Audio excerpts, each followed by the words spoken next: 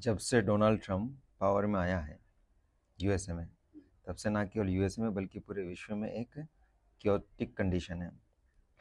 क्योंकि Donald Trump के बहुत सारे बयान हैं, जैसे कि हम गाजा स्ट्रिप को टेक ओवर कर लेंगे।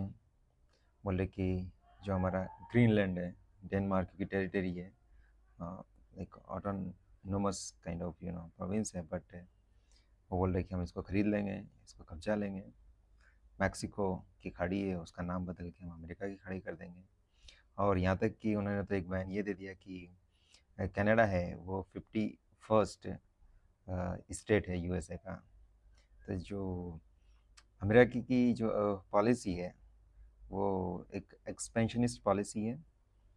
तो अभी देखते हैं आगे क्या होता है। लेकिन गाजा स्ट्रिप को लेकर उन्होंने जो बात कही वो अपने आप में एक बहुत ही अहम बात है।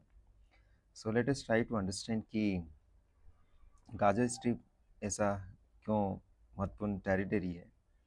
गाजा स्ट्रिप बेसिकली पैलेस्टीनियन जो टेरिटरी है उसका पार्ट है। पैलेस्टीन जो बना एक तो वेस्ट बैंक से बना और गाजा स्ट्रिप से बना है, राइट। वो ये था कि इसराइल जब फॉर्मेशन हुआ था इसराइल का इन द ईयर ऑफ 1948 में, उस समय कम से कम 7 लाख पैलेस्टीनियन थे, उनका डिपोर्टेशन हुआ था, जिसको बोलते हैं नकबा। नकबा एक वर्ड है, इसमें बोलते हैं कि मास एक्सपल्शन हुआ था। और ये गाजा स्ट्रिप में चले गए थे, कुछ लोग वेस्ट बैंक में चले गए थे। तो इतने सारे लोगों का एक साथ एक स्थान से दूसरे स्थान पर स्थानांतरण होना अपने आप में एक बहुत बड़ी बात थी। लेकिन ये चीज़ हुई थी बिकॉज ऑफ सब फोर्सेस। अब यूएस ये चाहता है कि वापस से अगेन एक और नकबा हो। मतलब ये कि अब वेस्ट बैंक और गाजा स्ट्रिप में जो पैलेस्टीनियन है उनका वापस से डिपोर्टेशन हो। कहाँ पर हो? उनका डिपोर्टेशन हो जो नियर बाई कंट्रीज़ है, राइट। अरब कंट्रीज़ हैं, जॉर्डन वगैरह हो गया है, ठीक है, या फिर आसपास की इजिप्ट वगैरह कंट्री है। बट प्रॉब्लम ये है कि वो क्यों एक्सेप्ट करेंगे, क्योंकि ऑलरेडी वहाँ की जगह जो पैलेस्टीनियन लोग हैं वो ऑलरेडी वहाँ पर है, पहले से ही वहाँ पर रिफ्यूज़ी है। तो उनके लिए अगेन प्रॉब्लम होगी, राइट। तो हमेशा ये बात की जाती है कि टू स्टेट सॉल्यूशन होना चाहिए, मतलब एक इसराइल और पैलेस्टीनियन जो टेरिटरी है उसको अलग अलग स्टेट मानना चाहिए दोनों को। बट कॉन्फ्लिक्ट हमेशा चलता आ रहा है।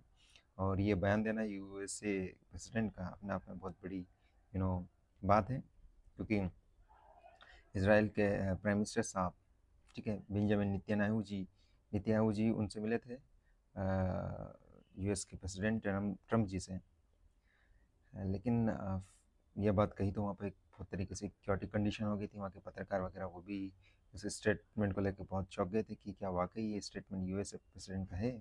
बट हाँ, उन्होंने क्लैरिफाई किया, यस है, इट इज़। सो अल्टीमेटली बात ये है कि अगर वो यूएस से अगर एडमिनिस्ट्रेशन ले भी ले, मान लीजिए 2 घड़ी ले लिया उन्होंने यही बोला कि अगर ज़रूरत होगी तो हम यूएसए के ट्रुप्स वो डिप्लॉय करेंगे।